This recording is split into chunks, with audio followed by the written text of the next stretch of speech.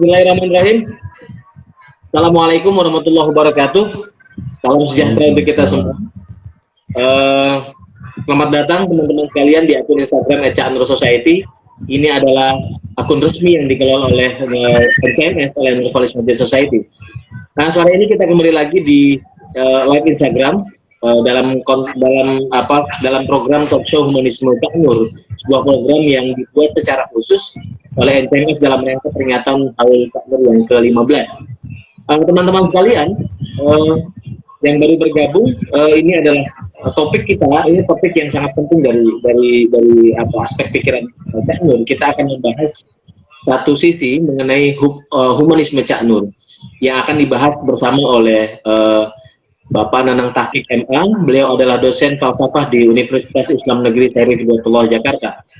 Nah, sekedar pengantar sedikit, Cak Nur adalah kita kenal sebagai seorang sosok pembaharu Muslim di Indonesia yang begitu terkenal. Ada banyak sekali karya yang dihasilkan yang mengaitkan gagasan-gagasan Cak Nur, gagasan-gagasan pembaharuan Cak Nur. Nah, langkah Cak Nur untuk membangkitkan kesadaran umat, bertindak positif, kemudian bagaimana beragama secara inklusif, kemudian membela kaum marginal, itu saya kira merupakan bagian penting dari pikiran Cak Nur. Karya-karya yang dihasilkan oleh boleh kita bilang sebagai dasar utama yang melandasi pikiran-pikiran dia. Jadi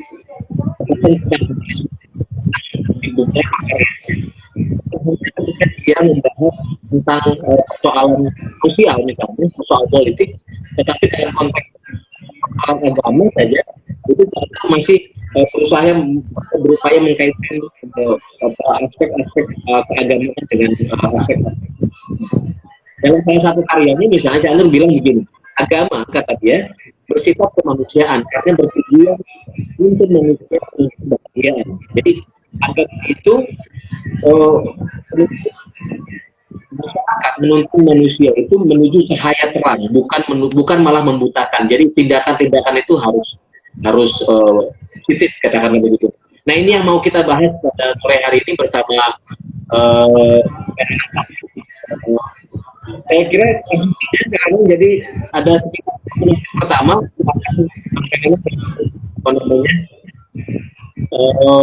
coba bawa sini ini enggak kedengeran ya ini putus-putus ini. Itu coba 2 menit itu. Kita akan mendengarkan pertanyaan-pertanyaan atau membahas pertanyaan-pertanyaan yang muncul oleh teman-teman di kolom komentar. Jadi saya kira itu, silakan.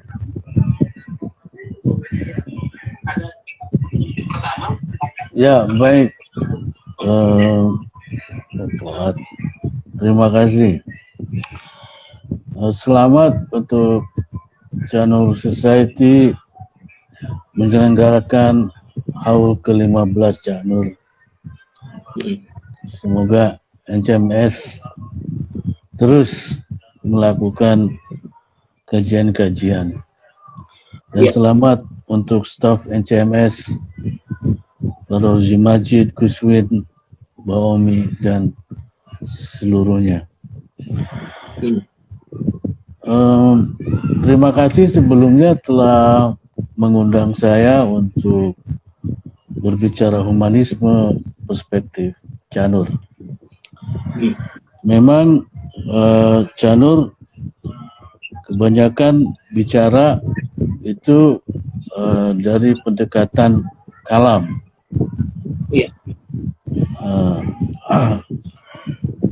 Oleh karena itu Cak Nur lebih terlihat sebagai mutakalim. Adapun kata humanisme ini kan dari bahasa Inggris. Gitu.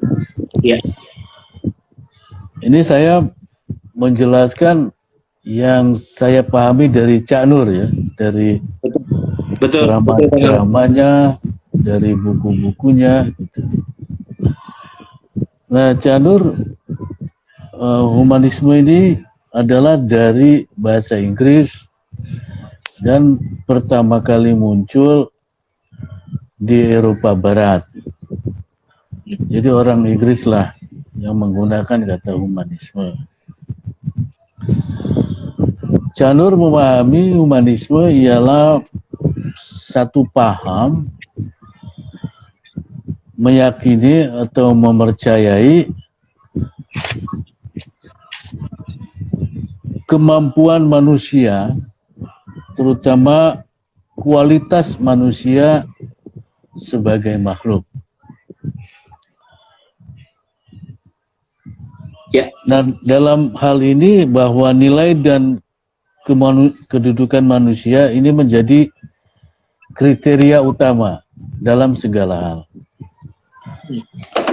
Nah, ini manusia mungkin agak dekat dengan antroposentrisme sebagai pusat gitu ya. Jadi manusia ini supremasi manusia. Nah, ajaran humanisme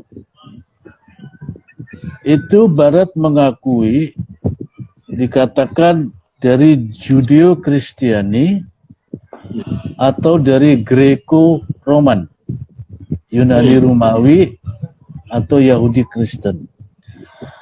Tetapi secara tersirat, Ca Nur sepertinya menolak itu. Karena ternyata Eropa Barat ini mengenal kata humanisme itu pada abad 13 dan 14. Ternyata itu dari Islam gitu. Bukan dari Judeo-Kristiani atau dari Greco-Roman. Sebab kalau dilihat dari pandangan-pandangan Yunani, itu sebenarnya tidak terlalu positif terhadap manusia. Memang Sokrates, setelah Sokrates seterusnya di Yunani beralih dari falsafat kosmosentrisme alam ke falsafat antroposentris manusia. Tetapi manusia seperti yang di Yunani itu tidaklah seperti humanisme yang dikenal pada Eropa Barat. Ya. Sebab kalau kita mau lihat, saya tambahkan, memang hampir Yunani itu katakanlah tidak terlalu positif terhadap manusia, sehingga manusia itu bagi Yunani selalu mengalami hidup tragedi, tragik, dan selalu terbawa kepada kesengsaraan. Begitu juga dengan benda, itu sama dengan benda. Ini misalkan selalu ditunjukkan lewat karya-karya sastra seperti Sisyphus, Oedipus yang pernah dipentaskan Rendra, itu menunjukkan dari karya-karya itu bahwa manusia itu pasti akan mengalami celaka, sengsara, dan menderita gitu. Ya. Sementara di Katolik juga meragukan ada ajaran Yahudi Kristiani atau Katolik, karena kata Ca Nur, Kristen itu mempunyai konsep bahwa manusia jauh dari sorga. Ya. Manusia itu penuh dosa. Dan itu yang disebut memiliki dosa waris. Gitu. Ya. Jadi manusia kemudian tidak tertolong. Dalam hal ini manusia tidak memiliki kemampuan menyelamatkan diri, maka butuh pertolongan Tuhan untuk menyelamatkan. Jadi juga sama, Kristen itu sangat pesimis, gitu. Maka karena dosa waris itulah perlu ada pertolongan Tuhan. Nah, kata Ca Nur, oleh karena itu baik Yunani atau Katolik tidak memiliki konsep humanisme yang positif, terutama tentang kemampuan manusia sebagai makhluk. Dan ini adalah dari Islam pada abad 13-14, terutama ini ditunjukkan yang selalu disebut oleh Cak Nur adalah oleh seorang pendeta Italiano bernama Giovanni Pico della Mirandola, seorang Itali. Mungkin dia fans Juventus atau Napoli.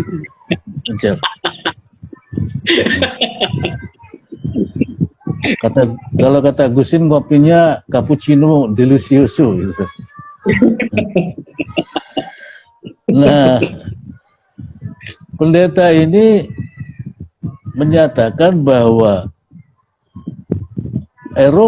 Kristen Eropa Barat itu memahami humanisme dari orang Saracens, orang Arab. Iya, Saracens. Bernama Abdullah.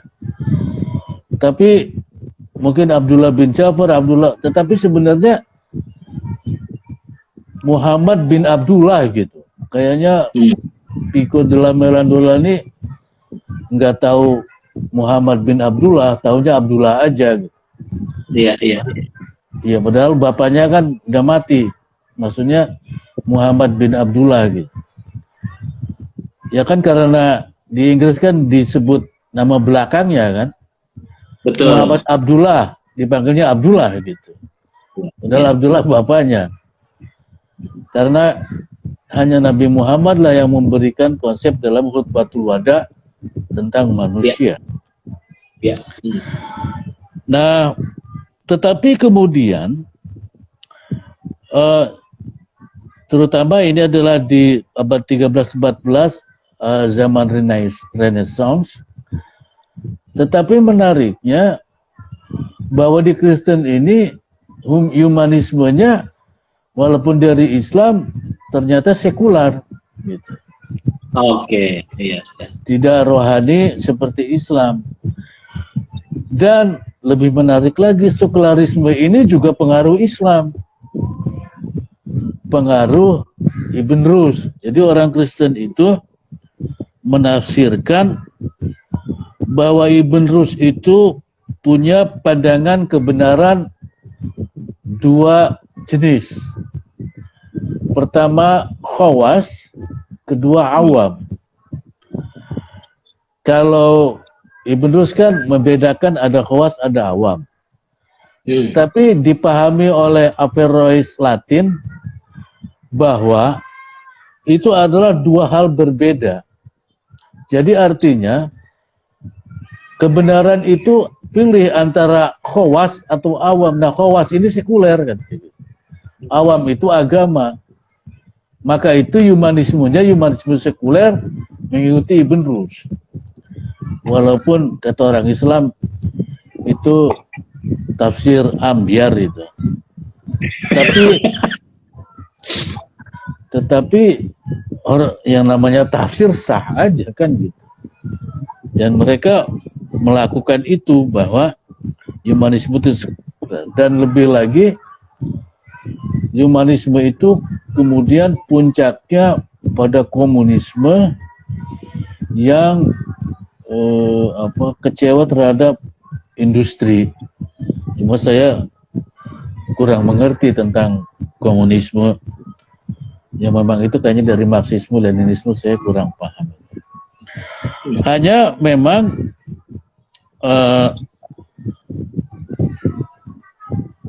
Bertrand Russell sendiri, kata Cak Nur, menyatakan bahwa manusia dalam gereja itu, menurut gereja itu adalah manusia pesimis. Dan salib itu adalah lambang pesimisme.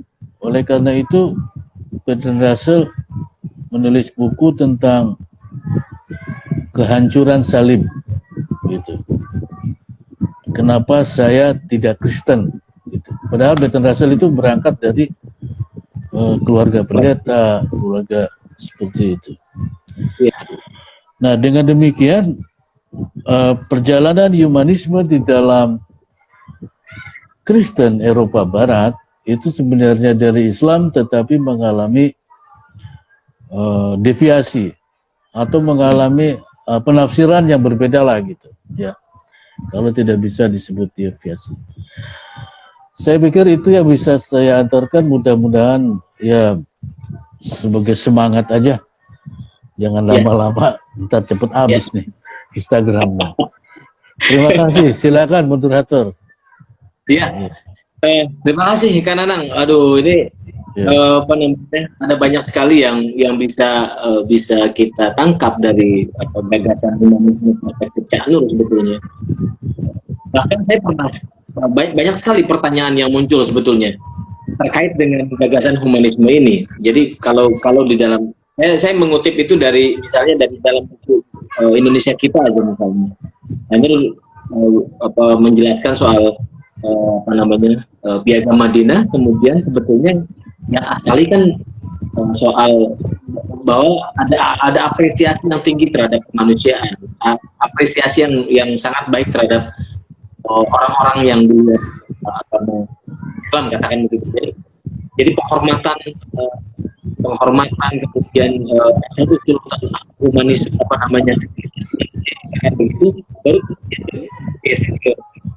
dalam baru kemudian lain gitu. Jadi gimana menjelaskan Nanang soal ini konsep HAM dalam Islam gitu. Itu kan bentuknya asal-usulnya kan dari yang tadi Piagam Madinah tadi. Saya nggak nangkep, ini putus-putus ini suara ente. Putus-putus bener ini, saya bingung sih. Apa pertanyaannya? Pelan-pelan. Nggak dapat ya. Jadi sebetulnya kalau mau dianggap sebagai satu konsep humanisme, sebetulnya sudah terwakili dari apa yang pernah ditulis oleh dalam Piagam Madinah, disepakati dalam Piagam Madinah gitu. Pertanyaannya begitu. Jadi yang bertanya seperti itu. Iya. Sebenarnya betulkah sumbernya Piagam Madinah, karena di sana kan ada penghormatan terhadap yang lain yang berbeda agama, terhadap negara, gitu. Jadi yang ditulis kemudian di deklarasi HAM, kemudian di Pico Mirandola juga itu sebetulnya sudah ada asal usulnya di dalam Islam. Begitu pertanyaannya. Ya, itu malah lebih lanjut. Sebenarnya pandangan manusia Nabi itu puncaknya di khutbah wada yang pertama. Oh iya. Khutbah wada itu ya yang puncaknya. Tetapi memang di Piagam Madinah itu toleransi dan juga tentang manusia. Ya, di Piagam Madinah ya. Tetapi itu lebih pada humanisme untuk kehidupan bersama dalam suatu negara. Tetapi puncak dari konsep manusia itu, kalau saya yang paling hebat itu di Khutbatul Wada itu. Jadi apa itu darah manusia, apa itu perempuan, apa itu harta gitu. Itu luar biasa itu, dan panjang sekali itu konsep itu. Tapi benar, Piagam Madinah juga benar gitu. Piagam Madinah benar. Iya. Ya saya pikir itu. Ya, ini ada pertanyaan dari Mas Budi Rahman.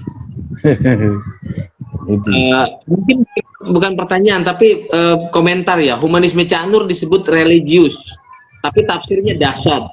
Pernah mengatakan hal yang sangat mengejutkan bahwa realisasi hak asasi manusia adalah tuntunan paling minim dalam pemenuhan syariat.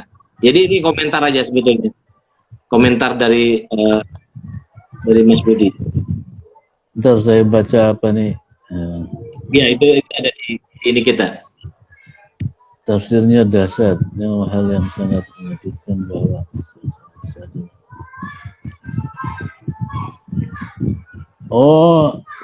ya memang. Wah ini selamat sore Budi Munawar. Jadi memang Cak Nur selalu menyatakan bahwa rata-rata Islam itu kan, bahkan rukun Islam itu kebanyakannya sangat berajaran kemanusiaan, tetapi yang oleh syariah ini tercerabut gitu, nilai-nilai kemanusiaannya. Sholat, zakat, itu kan syahadat segala macam, syahadat, sholat, zakat itu semua sampai haji itu nilai kemanusiaan semua.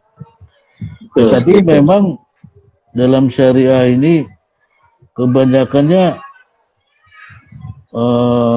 ubudiyahnya, fikhiyahnya ketimbang itu. Karena kalau melihat masyarakat Indonesia kebanyakannya hidup buat agama, bukan agama buat hidup. Iya. Jadi membela agama, padahal agama mau dibela apaan? Agama ada itu buat kita, malah kita ngebelain agama.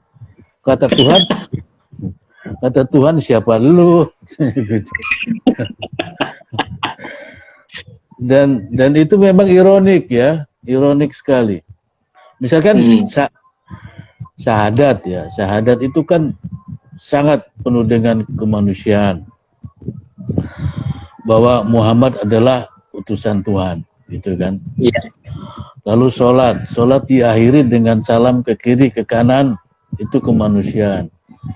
Zakat pasti, zakat kelihatan. Puasa juga sama, untuk merasakan bagaimana orang yang sedang lapar. Haji itu kan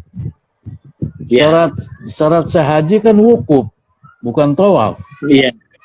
Dan wukuf itu adalah kumpul semua dalam satu tempat. Kalau tawaf kan bisa beda-beda, kapan aja. Kalau wukuf kan satu hari, satu hari, iya. Dan itu kan namanya jamaatul firon. Itu kan jamaatan itu. Iya. Itu wukuf itu. Jadi dahsyat sekali ajaran kemanusiaan pada Islam itu. Betul itu. Ya. Nah, ini ada lagi pertanyaan soal melanjutkan tadi pernyataan Kananang soal manusia itu hidup untuk agama, padahal keberadaan agama itu datang untuk manusia. Nah, problemnya adalah sekarang dalam konteks sehari-hari kita itu kita kerap terkecoh dengan dengan begitu sungguh-sungguh membela simbol-simbol agama, tetapi sebetulnya itu adalah, kalau kata itu pemberhalaan terhadap agama, terhadap simbolnya. Jadi sebetulnya kan bukan itu yang kita, dibalik simbolnya itu Tuhan itu ada Tuhan di balik simbol itu yang mestinya menjadi tujuan kita, bukan alatnya, bukan simbolnya. Itu pertanyaannya seperti itu. Silakan. Memang manusia berderajat-derajat. Mayoritasnya adalah Muslim simbolik, dan dia tidak akan pernah menjadi Muslim yang substantif kalau cara belajarnya memang nggak pernah ditingkatkan, nggak bisa dipaksa. Dan memang kalaupun kita kasih kesadaran segala macam kayak gitu, kayak begini begitu, tetap aja nggak akan berubah. Jadi itu emang persoalan pembelajaran gitu. Dan buat orang yang sudah tinggi, itu pasti peradabannya lebih tinggi. Dan biasanya orang yang kemudian pemahamannya rendah, yang memang simbolis itu sangat keras, sangat kasar, sangat ya seperti itu. Tapi kalau diajak untuk belajar, kalau mau pasti akan berubah. Tapi kalau tidak ada belajar, cuma berdebat sejam 2 jam, nggak ada gunanya. Itu butuh latihan panjang. Ya. Maka yang waras, yang substantif, itu memang hanya menghindar saja. Memang itu orang yang simbolik sangat sulit karena mereka menemukan kebenaran di situ, gitu. Kebenaran di situ. Tetapi kita jelaskan bahwa inilah Islam yang substantif, Islam yang esensial, berbeda. Tapi mayoritasnya memang gimana ya? Kan memang nggak belajar sih, gitu. Jadi serba dilematis, sangat ironik. Maka itu, nah sayang sekali bila terpelajar, udah sarjana atau mahasiswa, ternyata juga tidak terlibat di dalam pemahaman-pemahaman yang esensial substantif, tapi tetap aja terlibat dalam Islam simbolik. Banyak itu, banyak sekali. Jadi tergantung dia belajar pada siapa, jurusan apa, gitu. Kayaknya begitu, ya. Iya. Iya, jadi orang kan selalu berpikir begini, sebetulnya ada semangat untuk menghadirkan Islam yang pernah terjadi di zaman Nabi, kira-kira gitu. Jadi Islam yang murni. Jadi Islam yang murni itu Islam yang pernah dipraktikkan oleh Nabi segala macam. Ya, tetapi dalam konteks sosial sehari-hari itu justru terjadi semacam penyelewengan. Jadi yang tadinya Islam itu membebaskan, memanusiakan manusia, memanusiakan hamba, itu malah justru semacam menjadi menjadi hukuman kata manusia, gitu. Karena semangat menghadirkan itu justru malah bertransformasi menjadi negatif. Dari pendidikan, pendidikan kita itu sangat kuat sekali fiqhiyah, sangat kuat sekali. Dan saya adalah bermula dari pelajaran itu, sehingga waktu memahami Canur pun saya sulit karena sangat fiqhiyah. Dan bagaimana diubah? Wah, nggak bisa. Masyarakat itu berat mengubahnya. Memberikan pelajaran yang tidak fikih itu berat. Oleh karena itu, kalau saya ngajar nih di akidah falsafah, kan saya di falsafah ngajar. Itu misalkan kalau saya kasih tema tentang bagaimana sastra atau seni dalam Islam, harus pendekatannya falsafah atau kalam. Tetap jawabannya halal dan haram. Iya, semua itu tetap itu halal dan haram. Bagaimana nyanyi? Ya halal haram. Nggak bisa, nggak punya ilmu lain selain fikih. Jadi semua itu didekati fikih. Coba, itu sudah semester 6 di falsafah, itu masih pendekatan kayak begitu. Apalagi yang tidak di falsafah.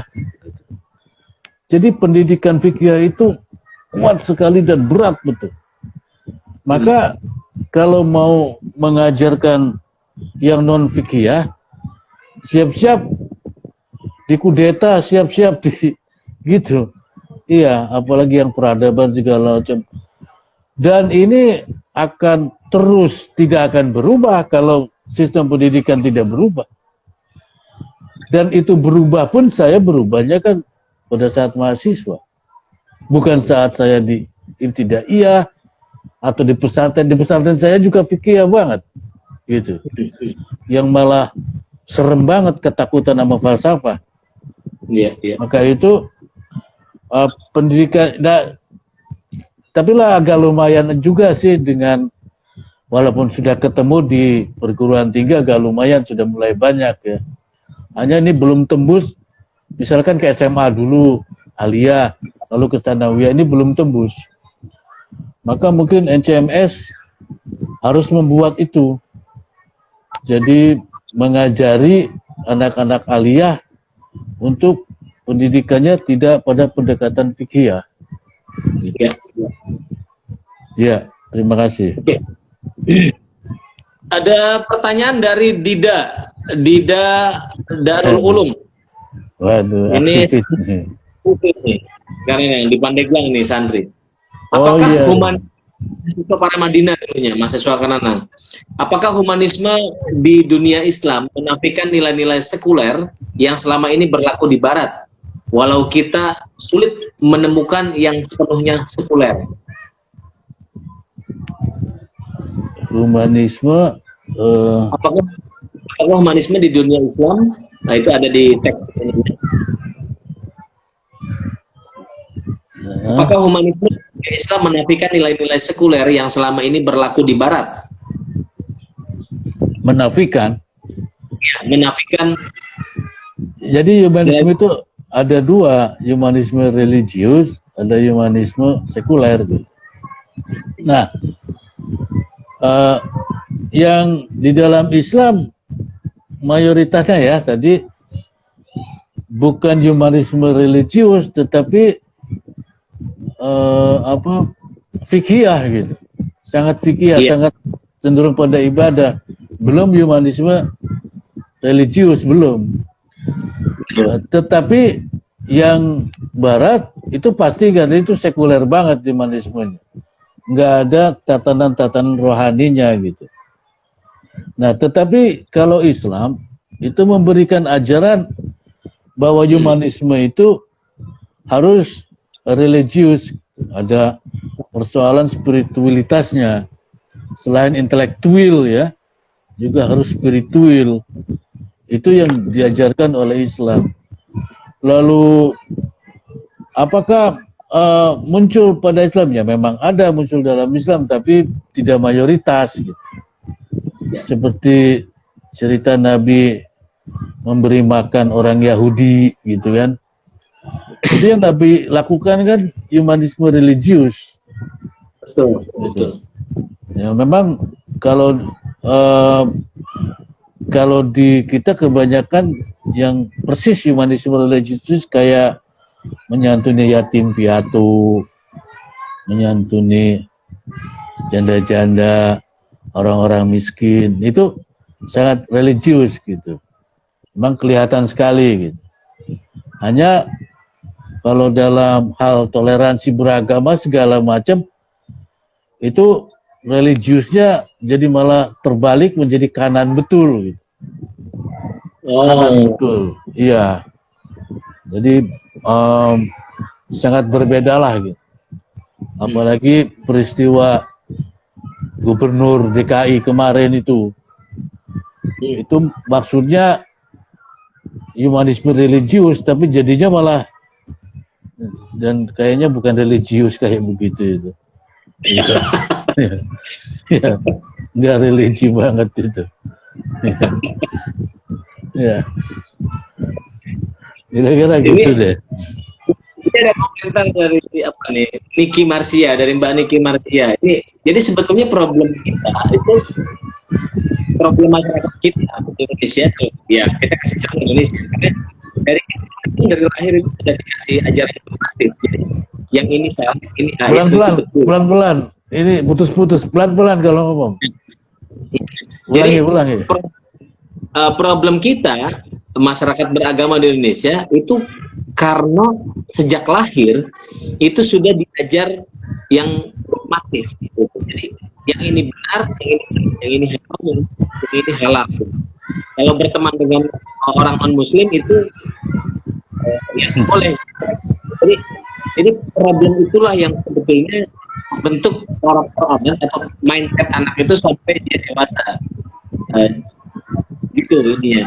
Yang sekarang ya, karena kalau saya jadi kayak aja main dengan siapapun, gitu. Islam keturunan bagaimanapun memang beragama itu atau memiliki budaya peradaban memang awalnya keturunan gitu. Tetapi nggak bisa bertahan keturunan, itu harus diuji pada saat dewasa. Itu jangan lagi keturunan.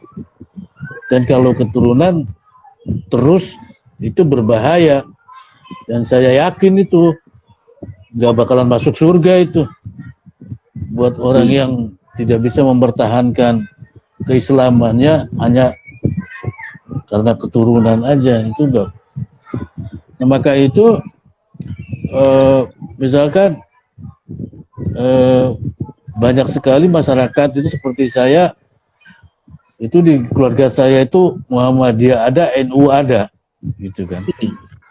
Tetapi dalam pemahaman keagamaan, saya merasa bukan dari kecil itu, tapi ketika saya kuliah itu, saya cari lagi, saya dialog lagi, saya baca buku lagi gitu. Maka kalau hanya berdasarkan keturunan, ya seperti itu. Oleh karena itu, humanisme juga nih ada yang nanya, harus religius atau religi harus humanis? Nah itu Bu Alida itu bertanya, iya. Iya, ini Bu Alida ya. Memang kalau dalam agama, humanisme itu diinspirasi oleh agama. Sebab Islam itu banyak sekali mengajarkan humanisme. Satu, tentang kemampuan manusia sebagai makhluk. Kedua, untuk memerhatikan persoalan-persoalan kemanusiaan.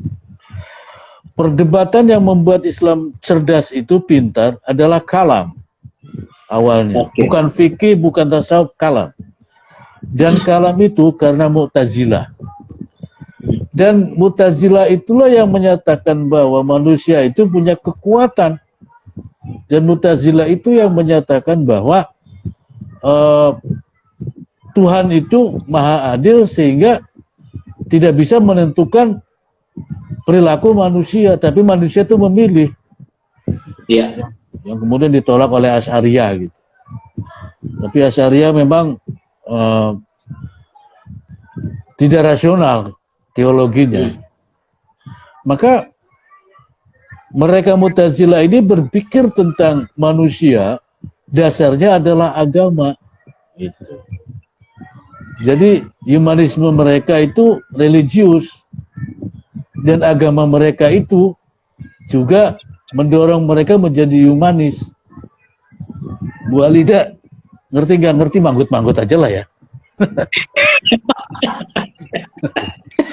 Iya. Jadi kalau dalam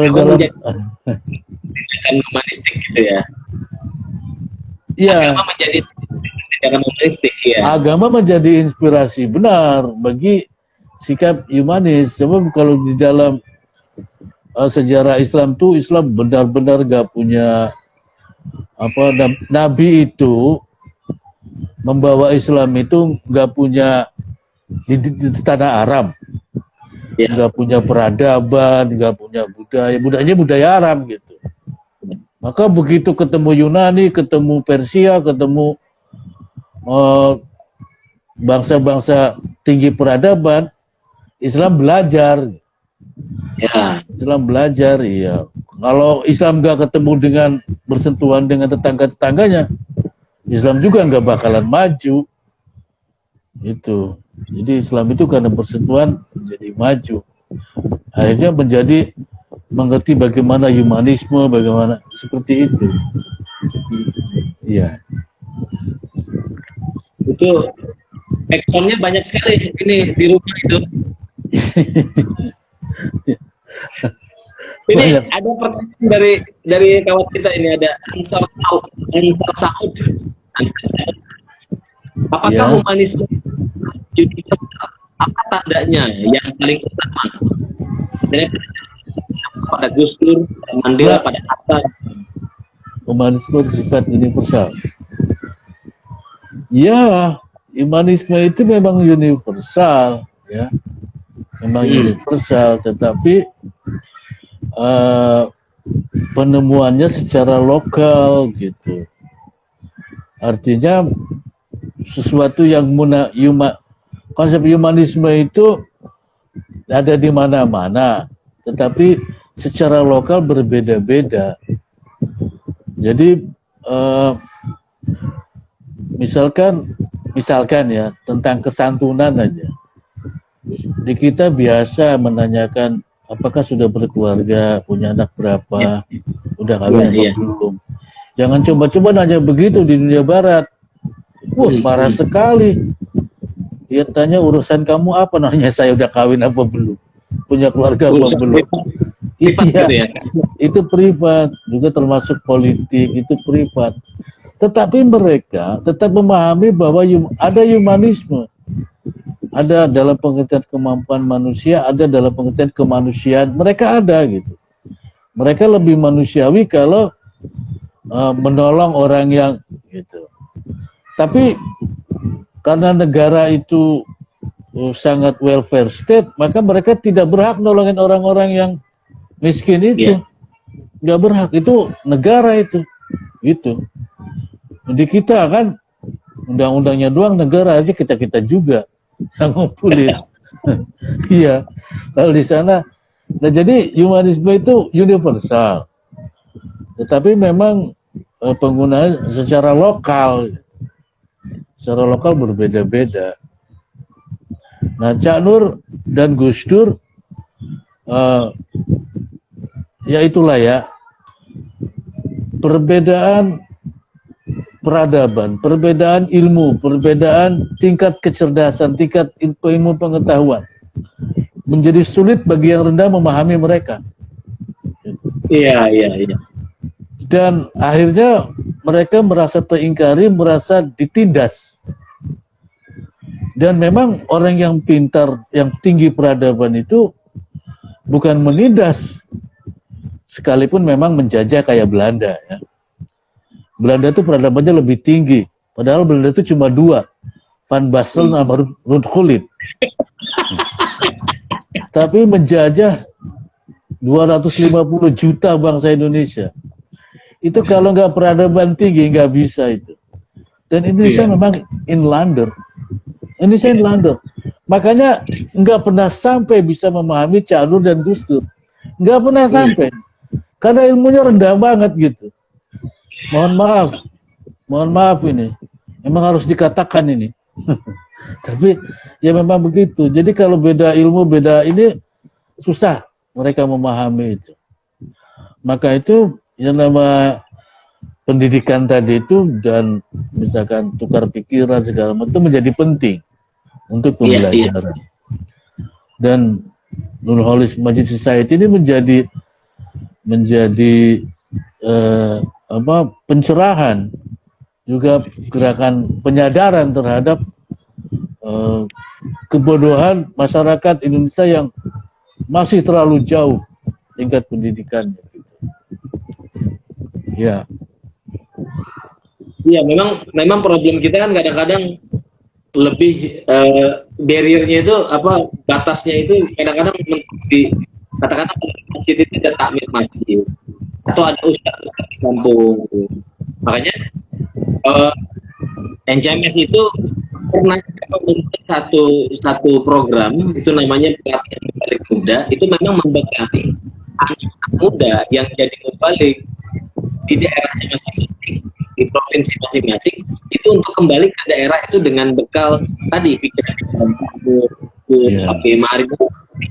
pikiran pembaharu supaya itu dimasukkan ke masyarakat lokal itu di mana karena argumen tadi yang pertama, argumen tentang humanisme, tentang hak asasi manusia masih ditakutkan sebagai itu bagian dari padahal kalau kita mau pikir lebih jauh lewat karya-karya banyak para pemikir Muslim itu sebenarnya sudah ada di dalam Islam. Artinya bukan sesuatu yang origin dari dunia barat. Kita bicara tentang Islam, tentang hak asasi manusia. Sudah ada cikal bakalnya, sudah ada modalnya, sudah ada di dalam Islam. Jadi maksud kita karena bilang problemnya ada pendidikan ini. Tapi saya kira apakah semata-mata pendidikan? Karena orang yang kadang-kadang ya itu tadi masih berpikir itu masih berkotak-kotak, masih eksklusif gitu. Mereka nggak belajar. Ya jadi gimana pendidikan? Jangan kecewa ya nanti para Madinah kalau anak-anak muda itu dengan program itu banyak yang tidak ikut. Karena menjadi terpelajar itu berat, sangat berat, sangat tidak entertaining. Berbeda dengan main game. main game bola. Itu sangat entertaining. Jadi orang terpelajar itu kerjaannya baca dan itu membosankan. Iya, iya. Cadur itu nggak sempat main gaple Cadur itu. Jadi Cadur itu baca terus, makanya ilmunya banyak. Dan orang tuh siapa yang kuat baca itu menjadi pintar. Iya. Karena membaca itu sangat tidak menghibur. Tetapi hanya orang membacalah yang bisa sampai pada pemahaman. Maka itu banyak orang kemudian kalau tadi apakah itu masalah pendidikan? Iya, masalah pendidikan orang berbeda kok itunya tingkat pemahamannya sehingga jomplang betul. Iya, iya. Kan capek kalau kita bicara sama orang yang nggak paham, yang bodoh segala macam itu kita capek sekali. Oleh karena itu pemahamannya jomplang. Nah, membaca itu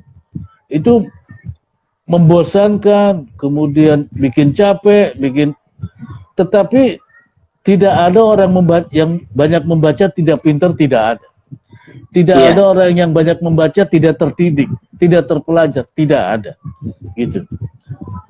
Nah, bayangkan mereka memilih tidak membaca, tetapi kemudian sok jago dalam pemahaman. Jadi merasa lebih hebat pemahaman keislamannya. Baca nggak ada. Gitu. Kebanyakan minum itu Al-Quran dibakar biar adem gitu.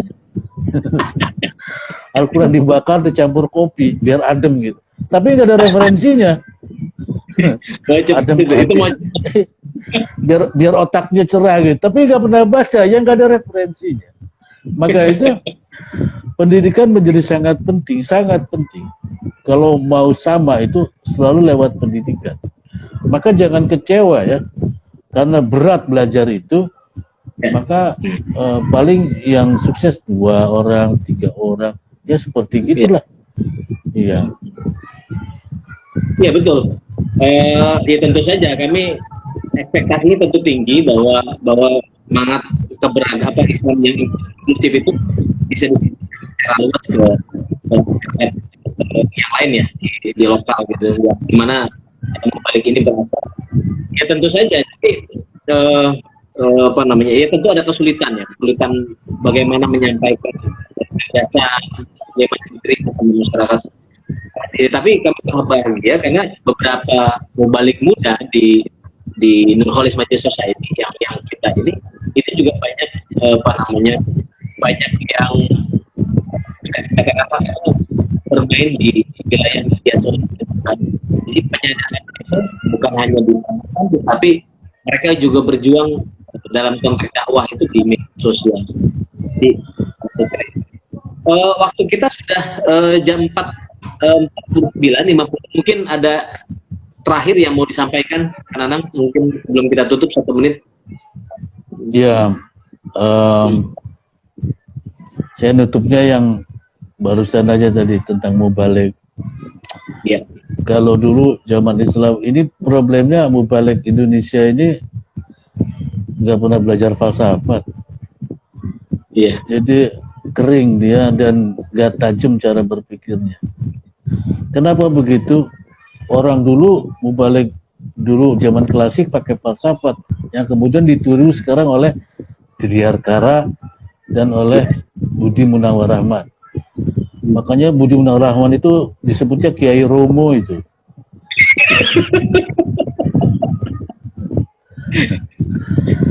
Jadi coba lihat itu, yang mereka mau dipersiapkan buat pendeta itu belajarnya falsafat. Sementara kita disiapkan fikih.